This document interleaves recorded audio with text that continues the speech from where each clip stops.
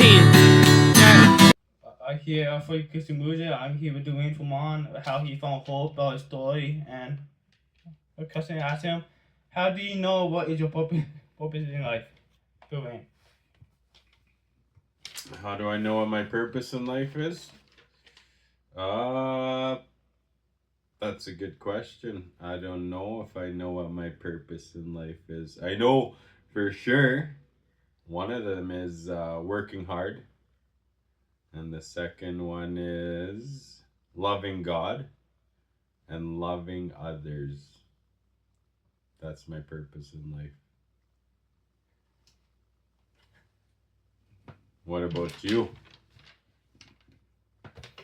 My purpose in life is by going deeper with God and knowing about how we relationship with Him and how to use that for others.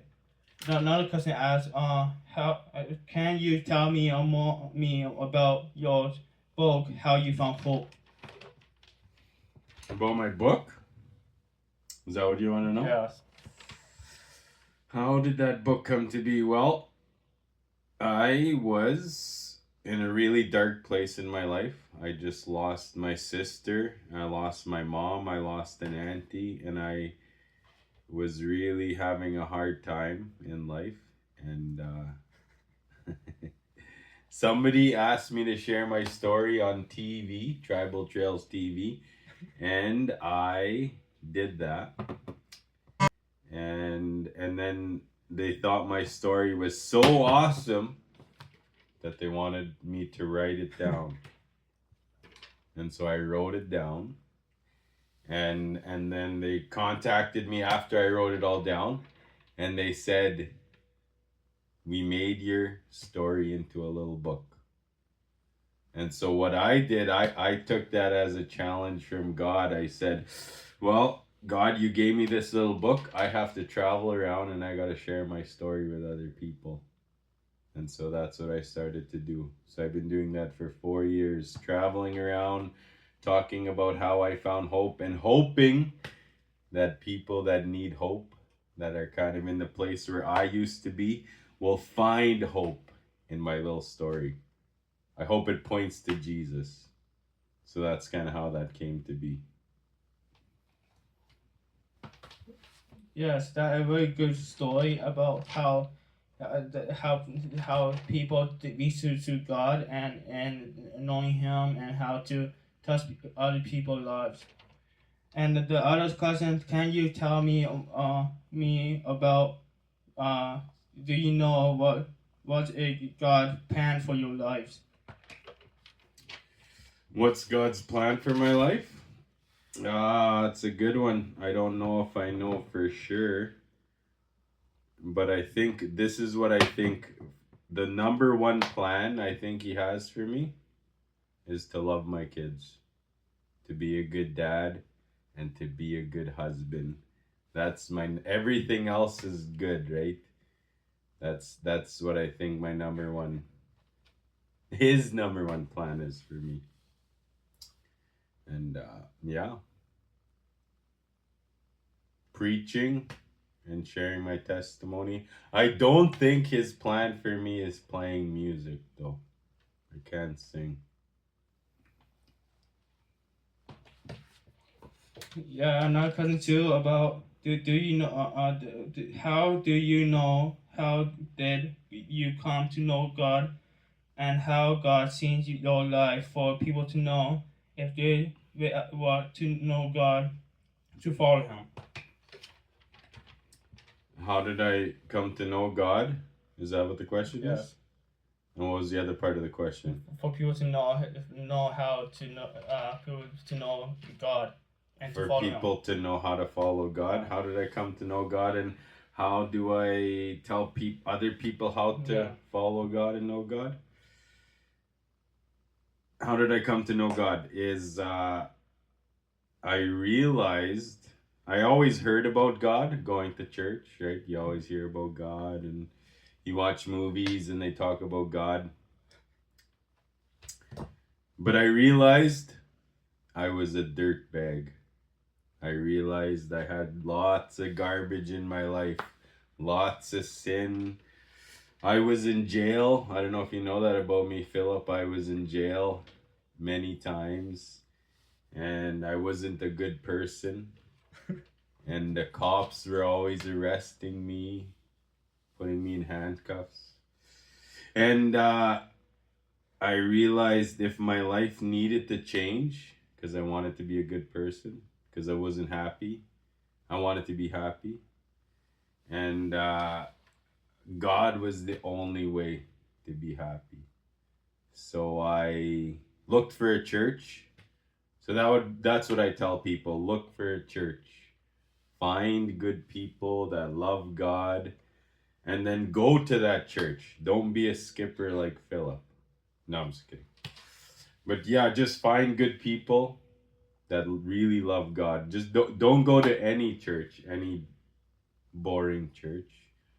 Find a good church that really want to help people. So that's what I did. I found a good church. They helped me. They loved me. They took care of me. They fed me pierogies. I don't think I even knew what a pierogi was until I started going to the EMC.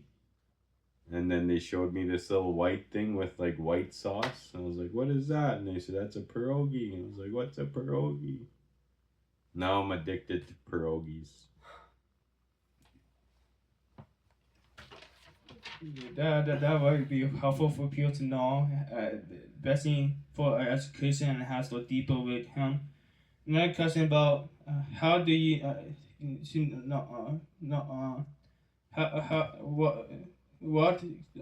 what is your lesson and question when it gets hard? What is my lesson in construction when it gets hard? Is that what you're asking? Yes. My my lesson in construction when it gets hard? When you do construction and your back hurts and your legs hurt and your knees hurt and your wallet hurts, don't give up. That's the number one lesson. Just keep doing it. Just put another board down, nail another board on, put another piece of shingle on, buy Philip another coffee, because I bought you lots of coffees, right? And lunch. I bought you lots of lunch. So don't give up. Don't give up. Yes, that good question about how we not to give up. And another question: what do you think people will learn from your book, and how it will inspire them in life? Oh, that's a good one. What do I think people will learn from my book? I think, and I pray that when people read it, they're gonna learn that their story is also important. What happened to them as a kid and their whole life, it's very important and it matters. I hope when they read it, they realize that, hey, if this guy named Dwayne can make it, maybe I could make it. So I hope the biggest lesson is they learn that their life matters and that God really loves them. That's the number one thing. What was the other part of that question? How it will inspire them. How it can inspire them? Well, I hope it inspires them to write down their story and get their story on paper, and then get them to tell their story. Because sometimes the hardest thing for us to do is talk about all the hard things in our life. We just sort of bury it inside and keep it secret so no one could see it. Because if we tell everyone what's happening inside, people feel like, you might think, oh, people won't like me, people are gonna judge me, and they will. But it actually could help somebody. So I hope it inspires other people to tell their story. Yeah, and another question too about how what do you think you looking forward in the future? What am I looking forward to in the future? I hope I get a Tesla truck. That's one thing. But I think just seeing my kids all get married, all 8 of them. And if we have another one, 9 of them. But I think all my kids getting married and living happy and living for God. I think that's what I'm looking forward to in the future.